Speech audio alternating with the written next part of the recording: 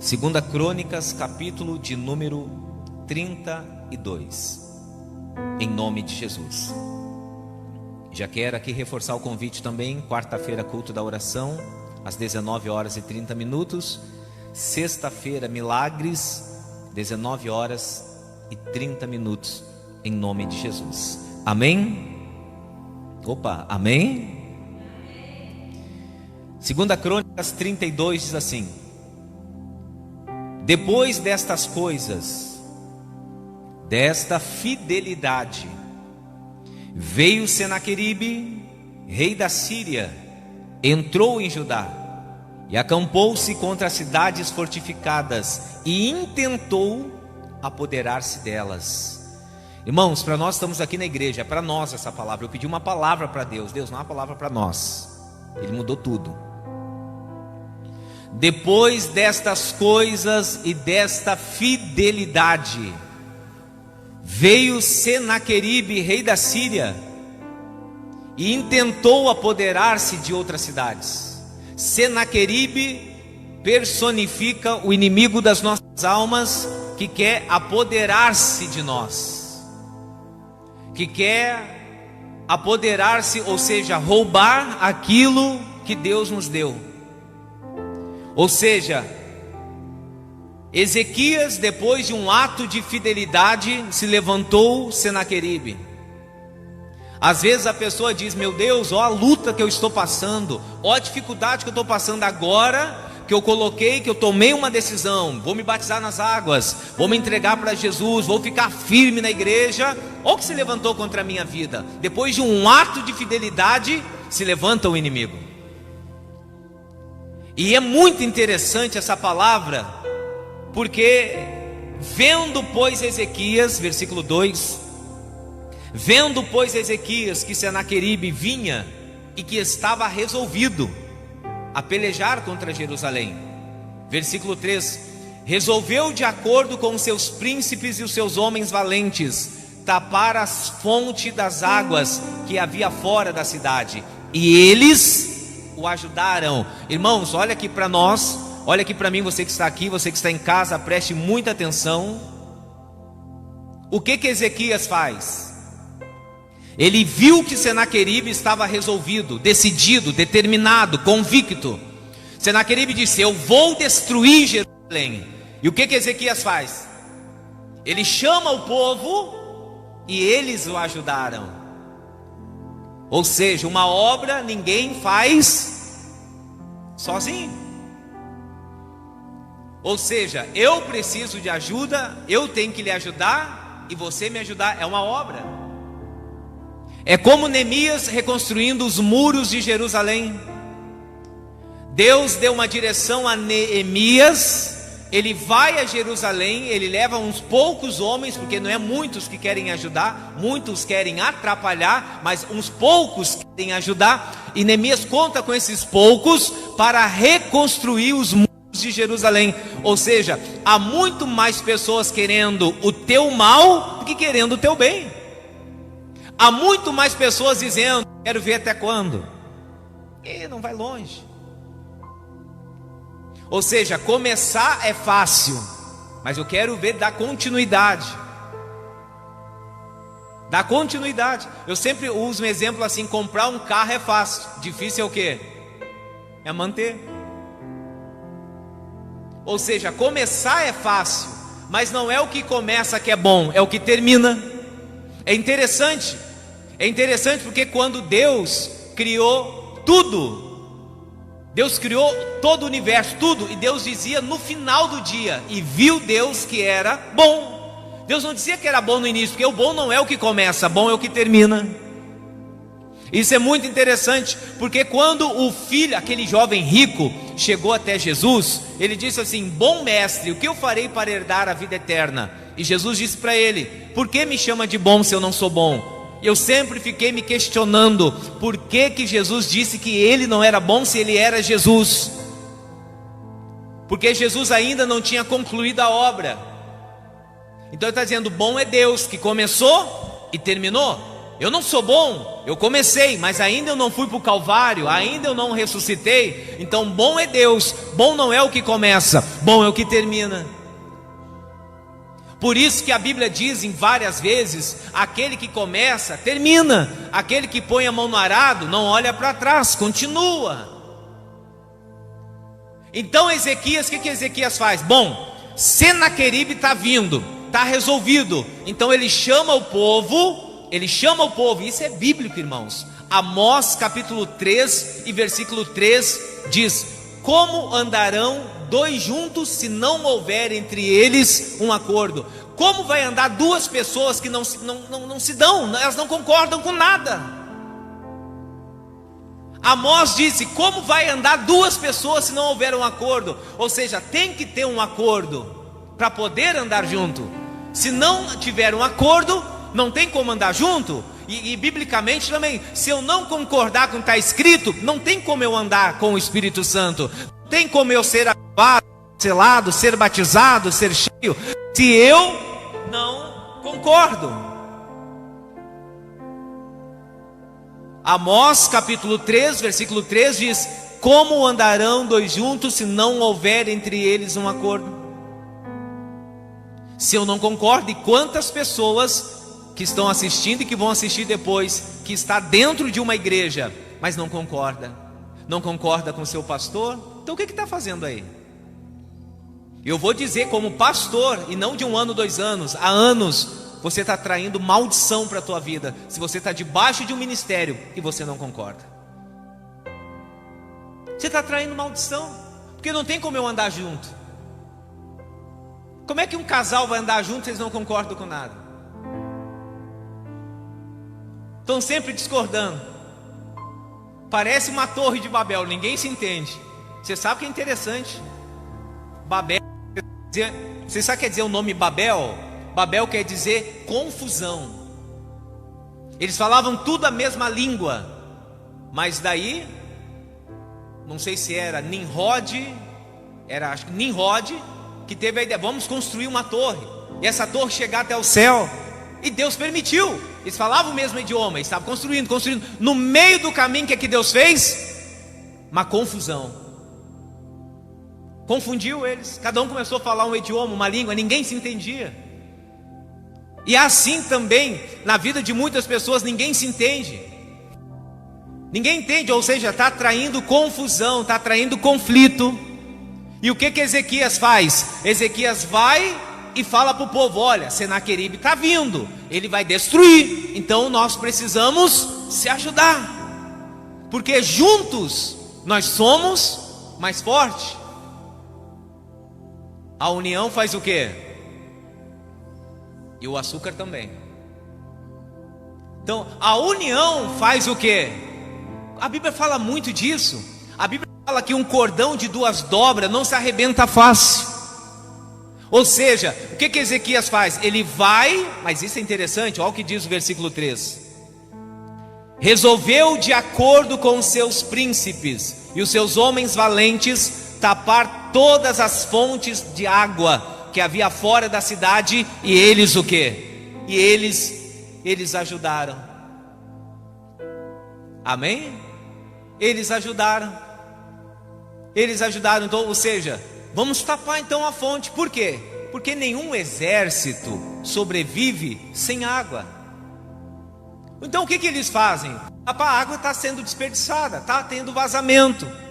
O que nós vamos fazer? E Ezequias tinha um maior poder bélico da época, era um exército muito forte, era uma espécie de islamismo, era potente. E o que Ezequias faz? Ezequias começa a usar a inteligência: vamos tapar a fonte d'água, porque ele vai sitiar, ele vai cercar, mas sem água eles não vão longe. E água, biblicamente, é palavra de Deus. Nós não podemos permitir que o inimigo das nossas almas roube a palavra de Deus do nosso coração. Amém? Quem está entendendo, diga glória a Deus. Você que está em casa assistindo, se você está entendendo, diga glória a Deus.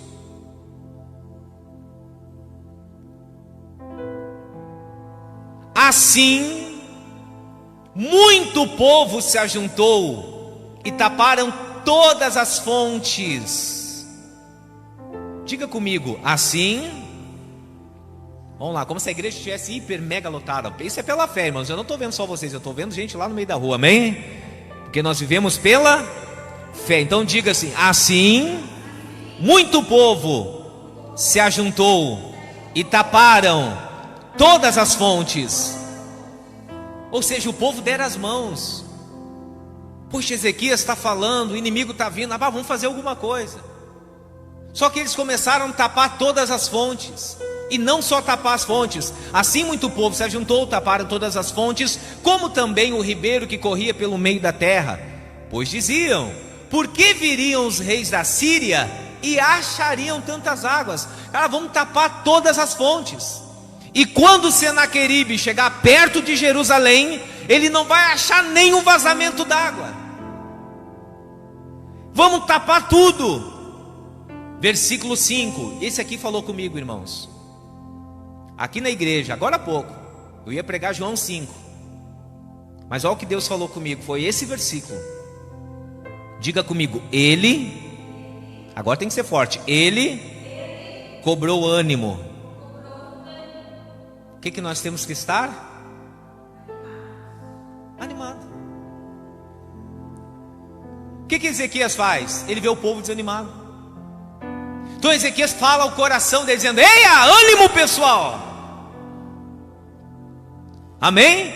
Ezequias anima o povo, dizendo: ei, vamos se animar, vamos tapar a fonte d'água, vamos levantar muro, vamos restaurar o muro quebrado, vamos fazer o que tem que fazer. O possível a gente pode fazer agora, o impossível é Deus que vai fazer. Querido, isso é profético que eu estou falando. Quando Moisés está diante do Mar Vermelho, o que Moisés fez?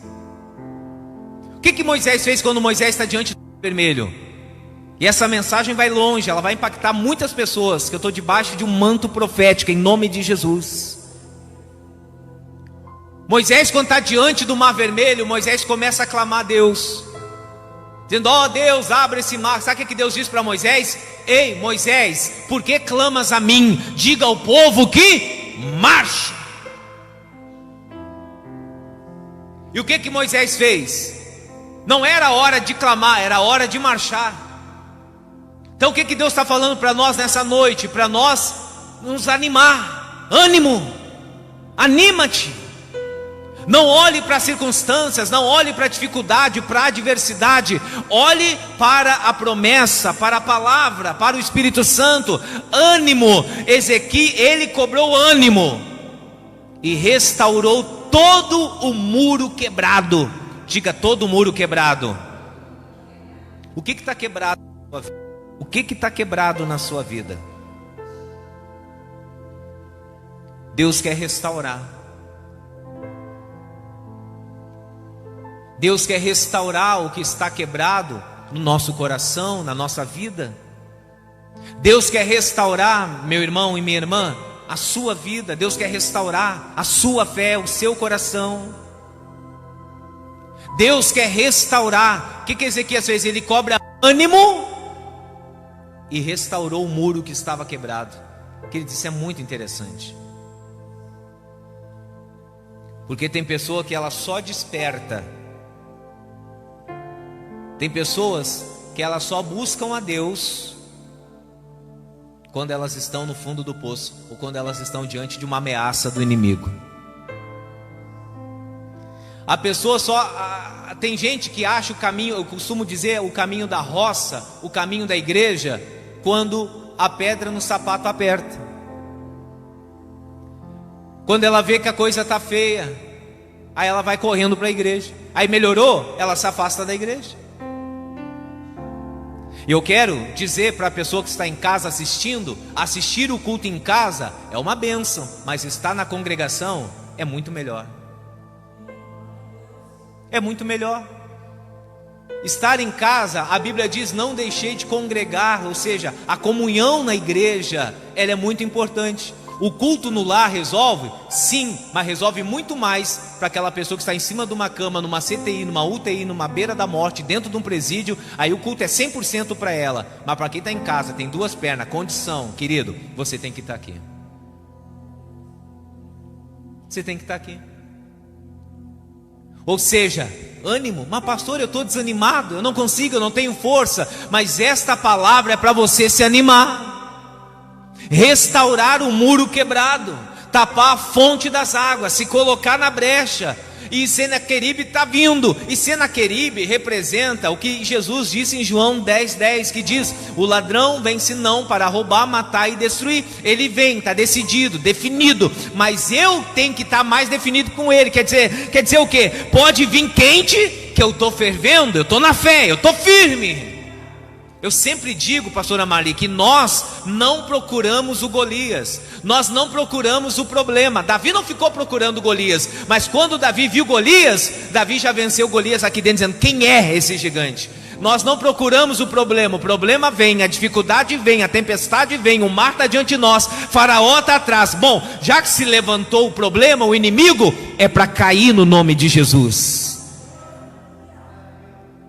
Restaurou o muro quebrado, ele cobrou ânimo, restaurou o muro quebrado, e sobre ele ergueu torres. Diga, ergueu torres.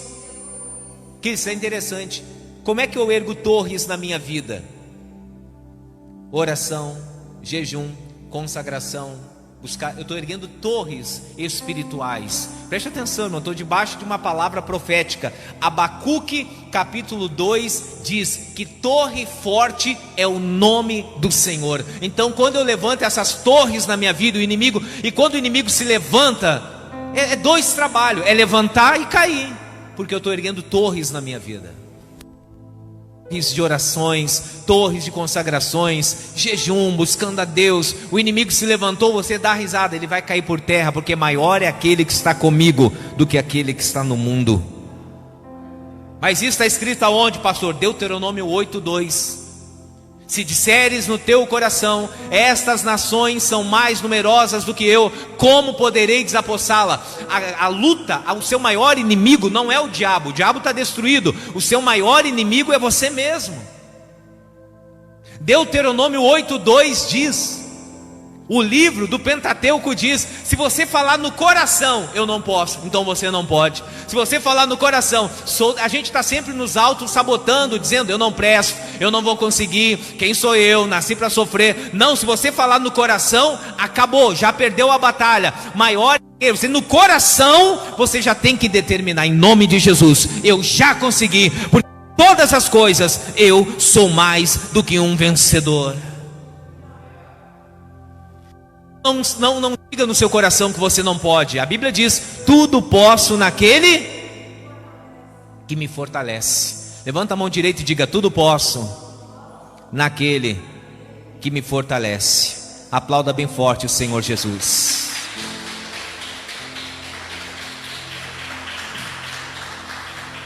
Vamos ler o versículo 5 bem alto. Você que está aqui na igreja, você que está em casa também, diga: ele cobrou ânimo, restaurou todo o muro quebrado, e sobre ele ergueu torres.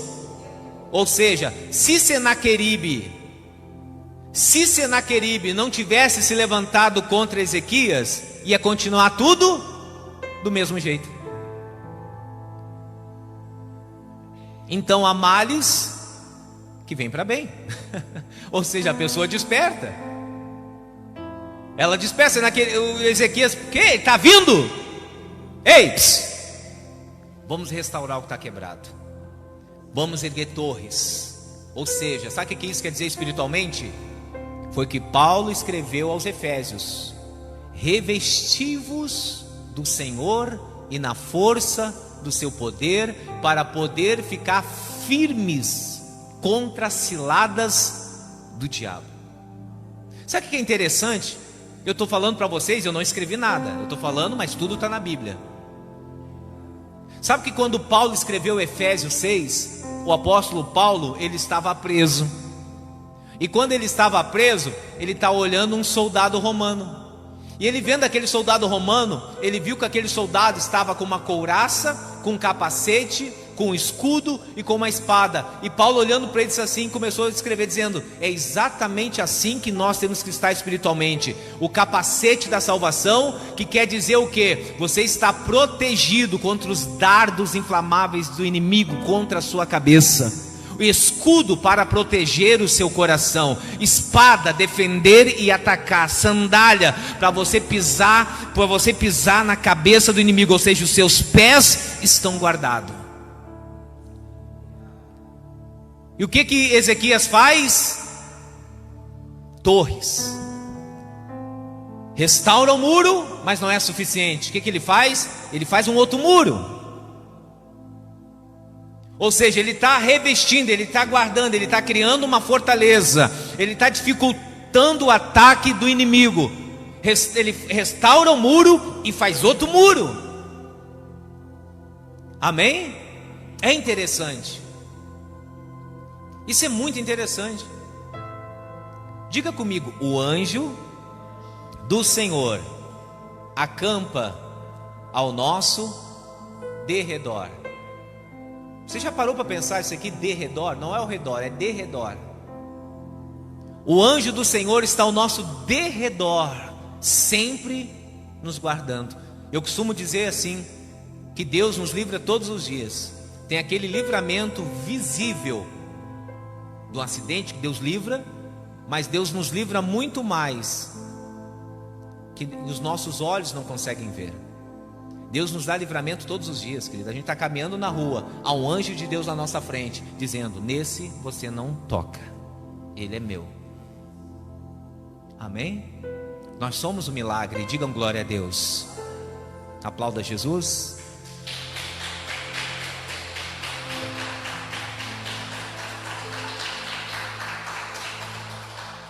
Ó o que diz o Salmos 89, versículo 21, já vou encerrar. Salmos, capítulo de número 89, versículo 21. Salmos 89, versículo 21.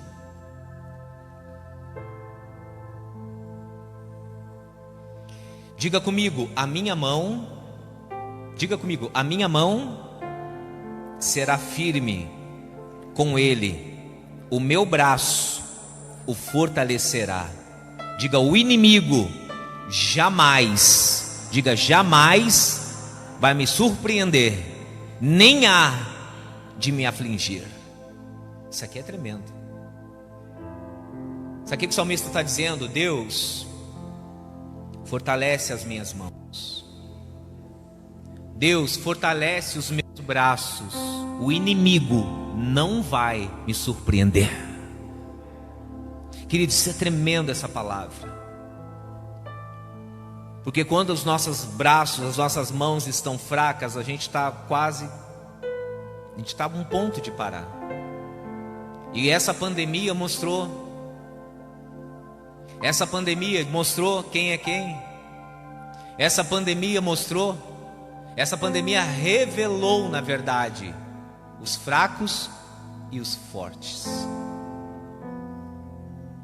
Tem aqueles que só estavam esperando uma coisinha, queridos, para sumir de vez dos caminhos do Senhor.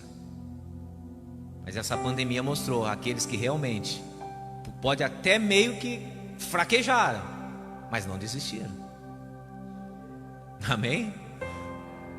Pode até meio que fraquejaram, quase, mas Deus ergue o pobre do pó e do monturo, Ele exalta o necessitado. Deus é tremendo. Aqui o salmista está dizendo: Deus fortalece a minha mão. Por que fala de mão? Adestra as minhas mãos para a batalha. Deus fortalece os meus braços para que o inimigo não venha me pegar de surpresa, para que o inimigo não venha. E Ezequias está fazendo exatamente isso, fortalecendo aquele povo. Volte lá em 2 Crônicas 32 e o versículo 6. Pôs oficiais de guerra sobre o povo, reuniu eles na praça. Ezequias reuniu eles na praça da porta da cidade e lhes falou ao coração, dizendo: olha aqui para mim, para encerrar. Ezequias chama o povo na praça, e Ezequias fala onde com eles? No coração. Deus sempre fala ao coração. Quando a Bíblia fala coração, não é o órgão, não é o músculo. O coração, toda vez que você lê na Bíblia coração, é o centro da vontade humana. Quando a Bíblia fala coração, uma vez eu ministrando na vida de um senhor, eu dizia: o senhor tem que abrir o coração. Ele foi até grosso comigo, dizendo: como é que eu vou abrir meu coração? Eu vou pegar uma faca, abrir meu coração? Porque o senhor só fala em abrir o coração. Eu disse: abrir o coração é o senhor abrir o centro da sua vontade e deixar o Espírito Santo entrar. Isso é abrir o coração. Então Ezequias fala ao coração daquele povo. Agora ele vai falar ao coração deles, dizendo: sede fortes e corajosos, não temais. Isso é tremendo, é para nós, irmão. Não temais, nem vos assusteis por causa do rei da Síria, nem por causa de toda a multidão que com ele está, porque há um conosco maior do que está com ele. Olha o que Ezequias está dizendo: pessoal, vocês estão com medo, né? Sim, Ezequias. Senaqueribe está vindo com o maior poder bélico, é um grande exército, eles vão nos matar, eles vão destruir tudo. Ezequias disse: não, há um conosco, com ele é uma multidão, mas há um conosco que nunca, jamais perdeu uma batalha, e ele é maior. Ele é maior que toda essa multidão que está vindo. Ele é maior que Senaqueribe, ele é maior que Faraó, ele é maior que seus cavaleiros, ele é maior que tudo e todos. Ele está conosco. Queridos, isso é tremendo, pastor, é tremendo. Sabe o que é tremendo? É tremendo que quando Eliseu está dentro de casa, o moço de Eliseu, Giazi, abre a porta da casa e vê a casa de Eliseu cercada. Só para encerrar, isso é uma outra mensagem, mas só para aqui pegando o gancho, como se diz. Quando Giazi abre a porta de casa, Giazi vê a casa de Eliseu cercada. Preste atenção, você que está em casa. E Giazi vai correndo e diz: Eliseu, Eliseu. Eliseu fala: fala, meu filho. Eliseu, a casa está cercada, nós vamos morrer. Há um exército, o inimigo cercou a nossa casa, Eliseu, nós vamos morrer, Eliseu. Eliseu, pelo amor de Deus, o que vai ser da nossa vida, Eliseu? Sabe o que Eliseu faz? Eliseu coloca as suas mãos nos olhos daquele rapaz e faz esta oração, dizendo: Senhor, abre os olhos dele. E diz: agora tu vai lá e olha. Aí o rapaz foi de novo olhar, e quando ele olhou, ele ficou assim: meu Deus. E voltou: Eliseu, fala, e agora? A casa está cercada, Eliseu, mas vou te dizer uma coisa: há um exército dos céus lá, Eliseu, que está cercando a nossa casa também, que é maior do que esse exército que veio para nos destruir. Ou seja, abriu os seus olhos. Quando o Espírito Santo abre os nossos olhos, aonde todo mundo vê morte, a gente vê vida. Eu estou cansado desses profetas do caos. Eu estou saturado desses profetas que vão para a internet, desses pastores que vão para a internet só para revelar desgraça. Eu estou saturado deles. Eu quero profetas que vão para a internet dizendo: há uma solução, há uma saída, há uma luz no fim do túnel, há Jesus Cristo. Eu quero é esse tipo de profeta que se levanta no meio do caos e diz: há uma solução. Eu estou cansado desses profetas que vão para a internet revelar morte, revelar desgraça, revelar tragédia, dizendo, vai vir uma pandemia pior, vai vir uma coisa pior. Eia, eu não sou profeta do caos, eu sou profeta do avivamento, dizendo, vai chegar o tempo do avivamento, vai chegar o tempo da abundância. Essa crise vai passar, Deus nos guardou. Maior é aquele que... É essa voz, a voz que clama no deserto, dizendo, há uma saída. Chega de profeta que mete medo nas pessoas, que coloca pânico nas pessoas, dizendo, se não for para a igreja o diabo te pega, se não for para a igreja o diabo vai quebrar tuas pernas. Ei, isso é coisa de terreira, isso é coisa de macumba, de macumbeiro, não é coisa de filho de Deus, de profeta de Deus. Profeta de Deus, aí ele pode ver morto e diz, ei Lázaro, ei, please, vem para fora. Esse é o profeta de Deus. Aonde todo mundo estava vendo morte, Jesus estava vendo vida. E sabe o que mais me chama a atenção? Por que, meu Deus, por que só Lázaro ouviu a voz de Yeshua? Porque Lázaro estava morto. Porque Maria dizendo, se o Senhor estivesse aqui, meu irmão não teria morrido. Todo mundo chorando. E Jesus disse, ei Lázaro, vem para fora. Por quê? Porque a Bíblia diz que só os mortos ouvirão a voz do Messias. Ou seja, se o meu eu estiver muito vivo, eu não ouço a voz de Deus. Mas se o meu eu morrer, eu ouço a voz do Espírito Santo. Isso é tremendo. Por que é o batismo nas águas? Sepultamento, morte, acabou. Ou seja, você passa só a ouvir a voz do Espírito Santo. Acabou, você nasceu de novo. Uma nova vida, uma nova história. Falando em batismo, essa semana eu vou gravar um vídeo aqui na igreja e vou falar fortemente sobre o batismo nas águas. Até para você que já se batizou, mas nem sabe o que é batismo nas águas. Querido, é tremendo que quando Ezequias fala ao coração dizendo, ei, sede fortes e corajosos, não tenham medo. O medo é bom até um limite. Eu quero encerrar dizendo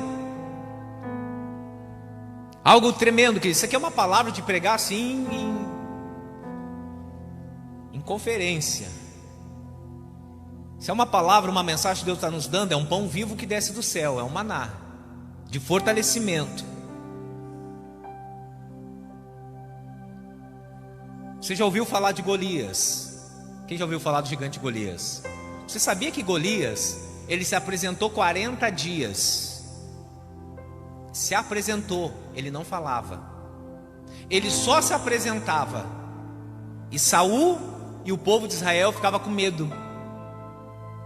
Por que com medo? Porque Golias metia medo no povo de Israel, em Saul. Muito medo. Porque Golias entrou no psicológico deles. Eles olhavam e ficavam com medo. A nossa maior luta, desde o início eu estou falando, não é contra o diabo. Jesus já venceu Satanás na cruz. Acabou. A nossa maior luta é contra a nossa mente e o nosso coração. Por isso que a Bíblia fala muito, falou ao coração, falou ao espírito. O nosso campo de batalha está dentro de nós. Aqui é um campo de batalha, é uma guerra terrível nossa. Paulo disse, o que eu quero fazer, o bem que eu quero, que eu tenho que fazer, eu não consigo. O mal que eu não quero, que eu sei que eu não devo, esse eu faço. Porque há uma luta dentro da pessoa sempre. Há uma batalha. Tem palavras que a gente não quer falar, a gente acaba falando, machucando e ferindo. Tem coisas que a gente sabe que tem que falar e a gente não consegue. Ou seja, há uma luta dentro de nós. Essa luta que Gálatas capítulo 5 diz, a luta da carne com o espírito. Ela é uma luta, ela milita, um é contra a outra. Então Ezequias chama e diz, ei, vamos ficar forte, vamos ficar firme. Vocês têm que se fortalecer. Vocês não podem ficar desanimados. O líder, ele pode estar cheio de problema. E todo líder tem problema. Todo pastor tem dificuldade, todos. Mas ele tem que subir para um púlpito, para o altar, e ser uma voz profética dizendo, ei, nós vamos conseguir. Amém? Digam glória a Deus. E quando Davi viu aquele Golias, o que Davi disse? Vocês sabem, né? A historinha de Davi e Golias. O que Davi, quando viu Golias, disse? Quem é ele?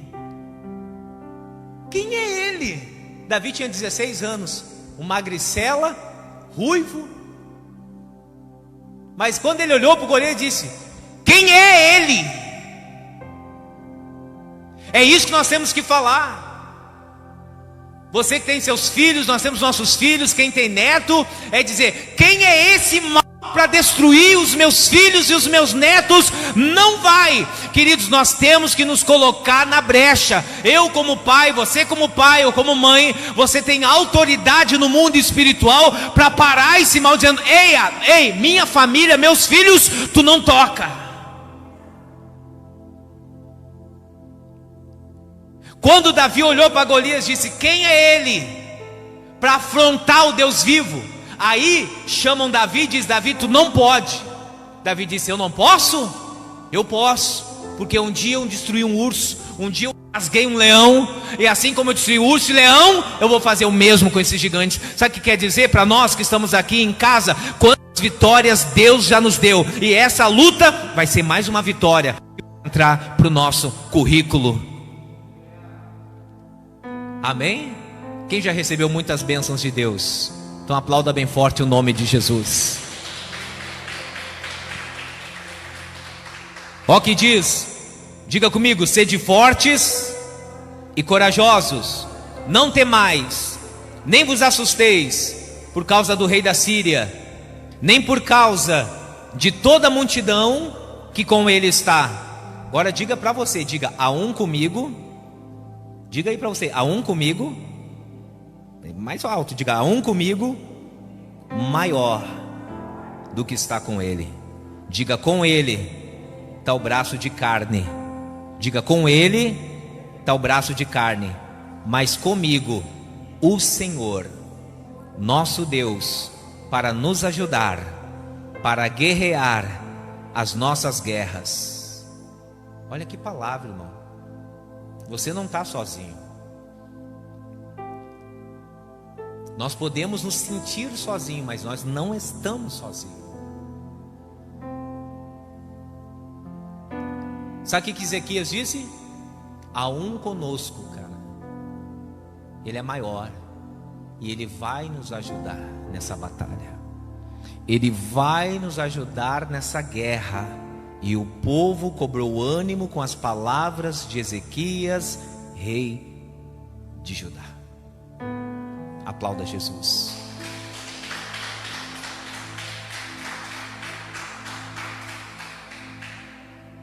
Amém? Isso é tremendo. Por que é tremendo? É tremendo porque Deus só enviou um anjo só, para destruir Senaqueribe. Deus deu um grande livramento. Amém? Eu quero dizer, liberar uma palavra para todos. Deus está nos dando um grande livramento. Eu não sei, talvez não seja para nós que estamos aqui, irmão, mas para essa pessoa que está em casa, nessa hora, Deus está dando um grande livramento para a sua família. Nesta hora Deus pode estar dando um livramento. Alguém pode ligar dizendo: mãe, quase Deus me livrou.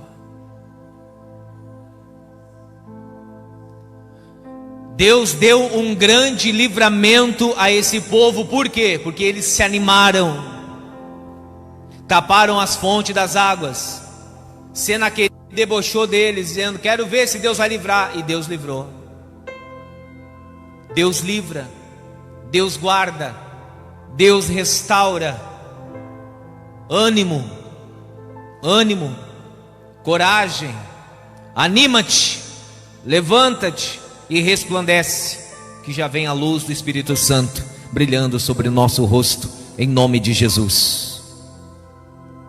Amém? Digam glória a Deus.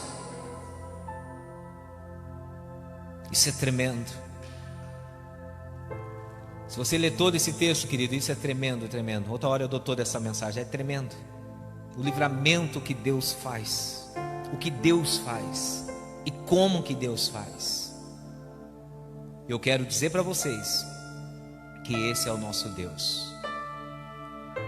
Amém? Ele livra, Ele salva e Ele restaura. Este é o nosso Deus. O que me chama a atenção é isso: o povo estava desanimado. O que o inimigo das nossas almas quer fazer é nos desanimar. Desanimar. Porque ele tem tempo para isso. Ele já está condenado, então ele tem todo o tempo do mundo. Ele quer matar a pessoa no cansaço. Mas Ezequias falou ao coração dizendo: vocês têm que se animar. Vocês não podem ficar assim não. Que isso? Anima. Há um conosco maior do que está com ele. Em nome de Jesus. Sede fortes e corajosos. Não tenham medo. Amém? Eu estou falando para vocês, estou lembrando de vários personagens que tiveram com medo. Pedro afundando nas águas. É interessante porque quando Pedro eles acharam que era o fantasma, Pedro disse: se és o Senhor, manda-me ir ter contigo. O que Yeshua disse? Vem! E debaixo daquela palavra Pedro começa a andar por sobre as águas, no mar da Galileia. Só que por um momento Pedro ele tira a visão do alvo e começa a olhar para as ondas batendo na perna, começa a sentir o vento e ele começa o quê? A afundar. Sabe o que eu aprendo com isso? Nós andamos pela fé e afundamos na dúvida. E ele começa a afundar, e no que ele começa a afundar, ele grita: ei, Senhor, salva-me. E eu fiquei me perguntando, por que Pedro gritou? Porque Pedro, ele achava que Jesus estava longe, mas Jesus estava perto. Ele só estendeu a mão, levantou Pedro e disse: homem de pequena fé, por que duvidaste? E Jesus falou ao vento e pediu para o mar se acalmar. Causa e causador, eis, calma. O medo sempre vai vir no nosso coração. O medo sempre vai querer nos atacar. Medo de se relacionar, medo de fazer algo novo. O novo sempre assusta. O medo sempre vai vir. Mas eu tenho que entender que maior é aquele que está comigo do que aquele que está no mundo. O medo não vai me vencer. O medo não vai me vencer. O medo não vai te vencer. É isso que Ezequias falou para aquele povo, dizendo: não tenham medo. É isso que Deus está dizendo para você que está em casa: não tenham medo. Não tenham medo. Maior é aquele que está com você do que aquele que está no mundo. Você está com medo desse exame, você está com medo desse resultado, você está com medo, não sei qual é o medo, mas Deus é maior, em nome de Jesus. Amém? Qual outro personagem para nós encerrar que você lembra que tiveram medo?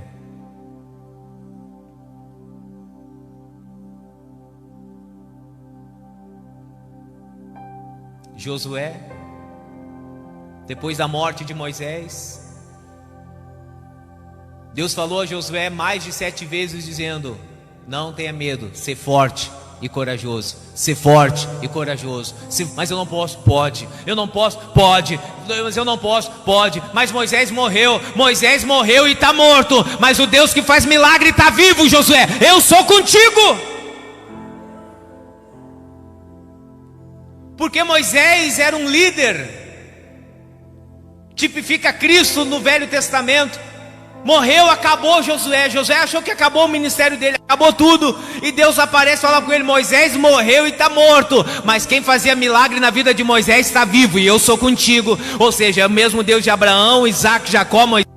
É o nosso Deus, é o Deus de Canoas, é o Deus de Niterói, é o Deus dessa nação, que sara essa nação, é o Deus de Israel, é o mesmo nosso Deus, Deus de milagres. Amém? Digam glória a Deus. Eu não sei porque que Deus deu essa palavra. Talvez não é para nós aqui, mas é para alguém que está em casa, que vai assistir, que está com medo. Eu quero dizer para você que Deus é maior que esse medo. Vai firme, em nome de Jesus. Em nome de Jesus.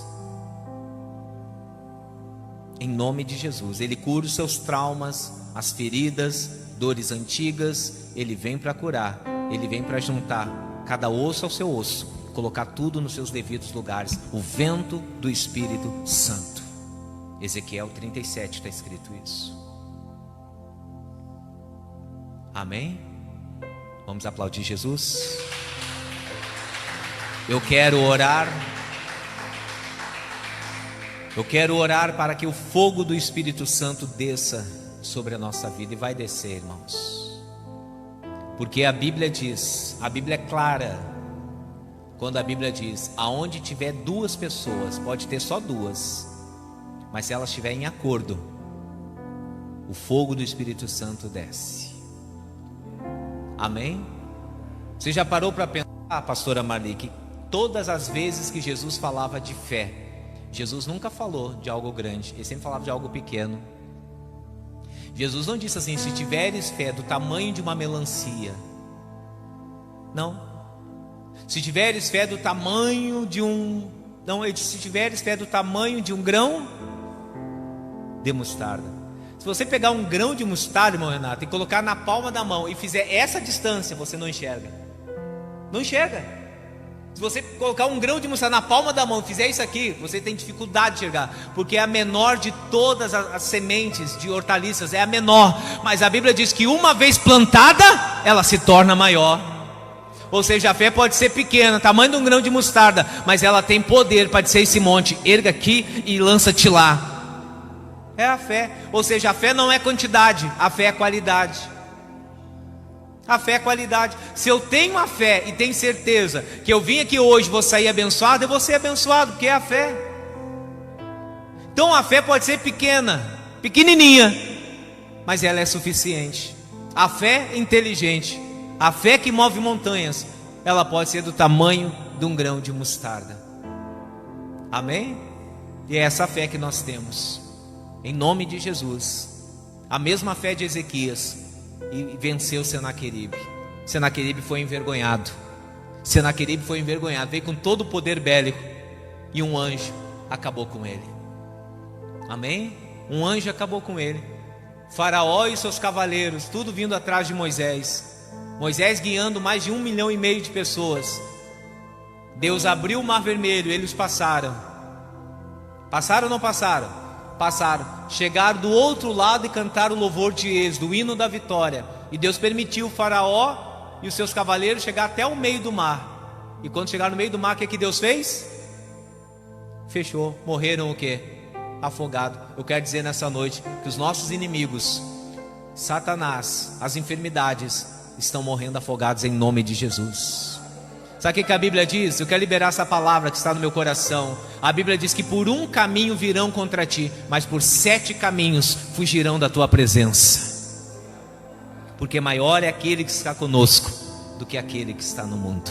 Eu encerro essa palavra dizendo: não tenha medo. São medo, em nome de Jesus. Medo, feche essa porta, em nome de Jesus. Amém? Vamos orar? Vamos falar com Deus. Eu faço um convite a todos vocês que acompanharam essa transmissão, esta palavra.